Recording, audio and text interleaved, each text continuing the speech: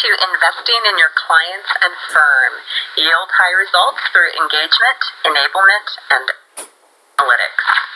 My name is Marilyn Cox. I'm the marketing principal with the Oracle Marketing Cloud's Industry Solution Center of Excellence. I have some of my contact information listed here. If you have any questions about any of the best practices or use cases that are defined throughout today's presentation, please don't hesitate to reach out. I'm more than happy to clarify or chat further about any of the information. So this is our obligatory demonstrative photo. A little catastrophic looking, of course, but I have it in here because I want to make a point that as a financial services industry, things are changing, and this is who you have to blame for it. It's companies like Amazon, Zappos, Nordstrom, Virgin Atlantic, Disney that have really redefined the customer experience. And when I refer to customer, I'm referring to anyone that is a consumer or advocate of your content and services. So that could be a client, an advisor, a broker, an agent, even a thought leader within your space. And while these companies aren't in your industry, an individual's expectation of engagement is constant across industry. So it doesn't matter if they are shopping for shoes online or if they're managing personal finances, they want and expect consistency in their experience. And yes, this does cause a huge challenge for the financial services industry. You're competing for business, for talent, for awareness, but this is also where you have tremendous opportunity because you can now really set yourself apart. Whether you're an independent advisor developing a personal brand or a large firm redefining its image, content marketing allows you to take control of that message. And here is one of my favorite examples of fantastic content marketing. T. Rowe Price is positively brilliant with their college savings chill out program. Now, why is this program brilliant? First of all, T. Rowe Price taps into emotion. The anxiety of saving for college is a very relatable and stress-inducing feeling. As somebody with two small children, I absolutely can relate to this. And T. Rowe captures this experience perfectly. They're also telling a story, and what's fantastic is that it's not them telling the story. They have parents tell their freak-out stories, and then they use imagery to enhance this. So it's not just these videos that capture your attention, but they have each storyteller sketch a picture of their freak-out moment. T. Rowe Price doesn't just communicate a problem, they also provide a solution. And the solution is not a product, it's actually a children's book called Everybody Freaks Out. So it's not just a children's book, actually. It's a book about college savings formatted as a children's book. And they take a very complicated and overwhelming experience and they boil it down to a humorous and digestible offer. Lastly, they've developed a program rather than just a campaign. And this program extends across all digital channels like websites, social media, advertising, and then additionally all proceeds from the Everybody Freaks Out program go to junior achievement. And now this type of helpful content can be shared beyond traditional mailers and word of mouth. There is no doubt that social media is changing how we communicate. Social media is allowing financial services organizations to extend beyond content delivery, and is becoming a platform for real conversation. Several months ago, I conducted a social media study of 5 FinServ companies.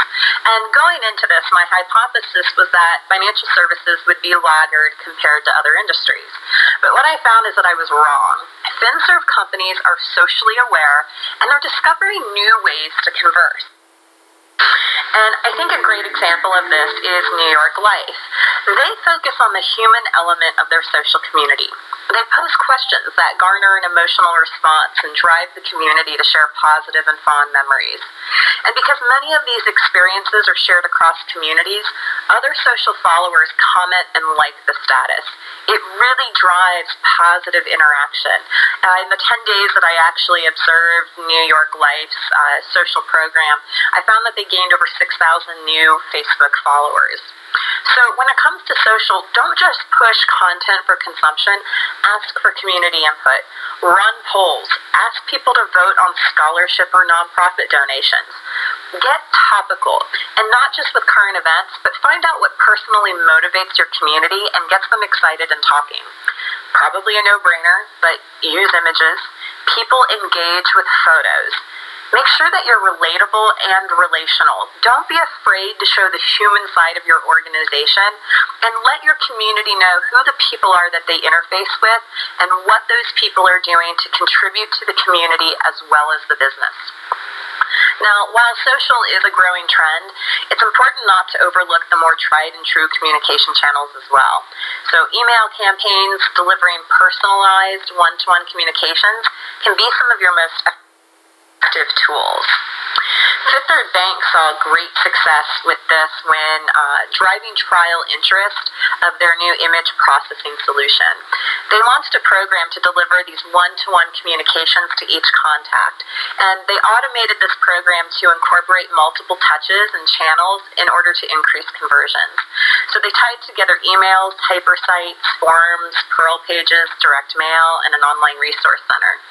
Marketing also knew that they needed to provide their sales team with more than just a list of people who had requested a trial. So marketing created real-time alerts and visitor notifications that were segmented by territory and were then emailed directly to the correct salesperson. This allowed each salesperson a view into their buyers' motivations and behaviors. In addition, marketing worked with the internal CRM system to monitor the results of opportunities related to this initiative. In the first 2 quarters, closed opportunities directly attributed to this campaign equaled over $2.5 million, and influenced opportunities equaled over $8 million. They also found that this initiative has contributed to building awareness for many other pipeline opportunities. In fact, more than 24% of opportunities created during this initiative were also included in this program. Having that data insight really empowered the organization to understand the return on their marketing investment. Zurich North America was actually in a very similar situation when it came to wanting to understand and evaluate revenue tied to marketing performance. They, for a long time, were managing their data in spreadsheets, and this was becoming a very complicated, complex, and had a high risk of error when they would evaluate data. So in order to better understand their broker events, they began to leverage digital marketing technology. And by integrating various communication channels like their websites, registration forms, and emails, Zurich gained insight into which brokers attended which events and what their insight before and after the event looked like. And they did that by simply pulling a dashboard report, which is much easier than managing these multiple spreadsheets. More importantly, this really allowed them to better serve the customer because the content received after the event and on the day of the event was driven by the digital body language of that individual. Financial services organizations are finally obtaining that data insight to make smarter business decisions. By capturing and analyzing an individual's digital body language across all channels, companies can not only develop that sought-after universal profile, but they can also understand things like cost of recruitment efforts and effectiveness of their communication outreach across regions. Financial services organizations can also begin to understand advisor revenue potential. They can begin to see not only which advisors are driving the most revenue, but which are driving the most referrals. Companies can identify which advisors have the greatest potential to grow their book of business through referrals and existing client growth. In short, you can begin to understand which advisors you should invest in.